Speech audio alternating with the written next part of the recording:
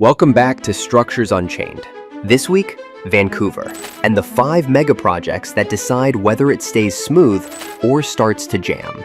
A 5.7 kilometers of subway. 6 underground stations are being built to replace a bus corridor. 16 kilometers of SkyTrain is being pushed deeper into the South-of-Fraser. And under the Fraser River, an 8-lane tunnel replacement. That is the plan. Let's break it down. Under Broadway, the street stays the same. The capacity changes completely. For years, this corridor has been Vancouver's daily stress test. Packed stops, bus bunching, the kind of crowding that makes a city feel like it's outgrowing itself in real time. The obvious fix was more buses. Vancouver tried that, but there's a hard ceiling when your solution still depends on the same lanes, the same intersections, and the same curb space. So the fix goes underneath it. The Broadway subway extends the Millennium Line 5.7 kilometers from VCC to Clark to Arbutus, adding 6 underground stations, and it's now timed for a fall 2027 opening. Call it roughly a $3 billion reset button for the corridor. Here's the behavior change number. About 11 minutes end to end. Not a bit faster. A different mental map. It turns crosstown trips into something you plan around life, not around bus luck. But this project doesn't win on tunnel depth. It wins on the first week of real use. Because the failure mode is quiet and brutal. If station access feels cramped, transfers feel awkward, bus connections don't line up, and sidewalks can't absorb the surge, the subway becomes a marvel you admire, while the surface still suffers. If it lands clean, Broadway stops being the region's bottleneck and becomes the region's spine, quietly setting up the question everyone asks the moment it opens. How far west does rapid transit go next? If you've ever watched 2 full buses pass you on Broadway, you already know why this is happening. A 1-seat ride isn't a luxury. It's what turns a trip into a routine. South of the Fraser is where growth has been loudest for years, and mobility has been playing catch-up. The problem isn't that people love driving. It's that too many trips still don't feel like the region has given you a real alternative. This extension is the region trying to erase that gap. The Surrey Langley SkyTrain extension pushes the Expo line about 16 kilometers, with 8 new stations along the Fraser Highway corridor. The posted budget is $5.996 billion, with an anticipated in-service target of late 2029. This is Vancouver choosing continuity over compromise. There were cheaper ways to do this, but continuity is SkyTrain's advantage. High frequency, a familiar system, and the psychological power of staying on one line long enough for the city to feel closer. The real test moment isn't the ribbon cutting. It's the first winter weekday when someone in Fleetwood or Langley can step onto one rapid transit line and stay on it long enough that going to Vancouver stops feeling like a time commitment. But here's the catch. Rail doesn't solve sprawl by itself. It only solves sprawl if the land around stations changes too. If stations become park and ride magnets, the line just relocates congestion to a new address. If the station areas become walkable centers, housing, services, jobs, then the line delivers its real value. Growth that concentrates where the network can actually carry it.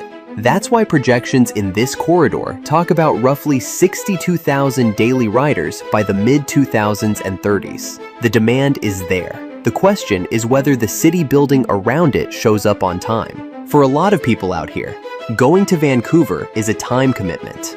This is the project that turns it into a normal day. 11 towers, about 10.5 acres, up to 56 stories, and a housing number that hits like a thunderclap. Sendak is one of the most consequential housing builds in Canada, not just because it's big, but because it's different. It's a First Nations-led development on Squamish Nation land near the south end of the Burrard Bridge. The plan is roughly 6,000 purpose-built rental homes, including about 1,200 below-market units, delivered in phases through the decade, with early occupancy described for 2026. And the detail you have to say correctly, this isn't zero parking. It's car light. The project has limited parking relative to its scale, around 850 stalls for thousands of homes, paired with heavy emphasis on walking, cycling, and transit. There's also a financial signal that matters. Oak Trust taking a 50% ownership stake in the development partnership. That kind of institutional backing says this is designed to perform as housing, not just as architecture. Now the real test is brutally practical. If transit service, curb management, bike routes, and nearby intersections don't get upgraded alongside occupancy, the narrative flips fast, from housing relief to overwhelmed neighborhood. But if mobility support keeps pace, SENDOC becomes a proof point Vancouver can't ignore. That you can add massive rental supply in a prime location without turning the area into gridlock. If you plan for the reality, not the brochure. People will argue about this project right up until the day those rental listings actually appear. You can't paint more capacity onto a fixed underwater crossing. You either rebuild it or you live with it. The George Massey crossing on Highway 99 is one of the region's most sensitive arteries. It carries commuters, goods movement, and access to the south, and it's been a daily gamble for years, especially at peak times. The plan is to replace the aging tunnel with a new immersed tube tunnel about a kilometer west of the existing one, 8 lanes, around $4.15 billion, targeted to be in operation by 2030, with dedicated transit and HOV lanes and separated walking and cycling paths. The old crossing gets decommissioned after the new one is live, pushing the full transition into the early 2000s and 30s. This project isn't just about shaving minutes, it's about removing uncertainty, the kind where you leave early just in case, where appointments get scheduled around traffic patterns, where one incident becomes a regional ripple. But there's a non-negotiable detail.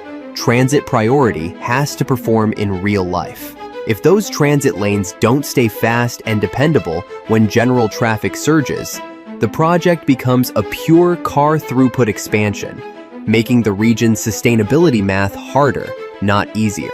If transit lanes actually work, moving buses cleanly and predictably, you get something rare. A highway megaproject that strengthens non-car mobility across the river instead of undermining it. Everyone in Metro Vancouver knows what it feels like to plan their whole day around this crossing.